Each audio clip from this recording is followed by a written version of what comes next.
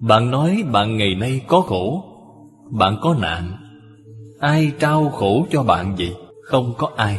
Người nào đó làm cho tôi giận, tại vì sao người đó không làm cho người khác giận chứ? Chỉ làm cho bạn giận mà thôi. Quả thật là nói người ta làm cho bạn giận, bạn tiếp nhận một cách rất hoan hỷ, bạn muốn nhận mà.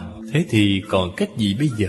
Vấn đề vẫn xảy ra ở chính nơi bạn. Thí dụ có một người mắng chửi bạn, họ mắng chửi người khác, thì tại vì sao bạn không giận? Mắng chửi bạn, tại vì sao bạn lại nổi giận chứ? Chửi người khác thì ta không có nhận, chửi ta, ta liền tiếp nhận ngay. Nếu bạn không nhận, chẳng phải là vô sự hay sao? Bạn làm sao có thể trách người ta được chứ? Bạn hiểu rõ cái đạo lý này, thì tất cả người, sự vật, cảnh giới bên ngoài đều không có quấy nhiễu chúng ta, đều không có trói buộc chúng ta, mà là bản thân chúng ta ngu si. Họ không cho ta, ta cũng muốn nắm lấy.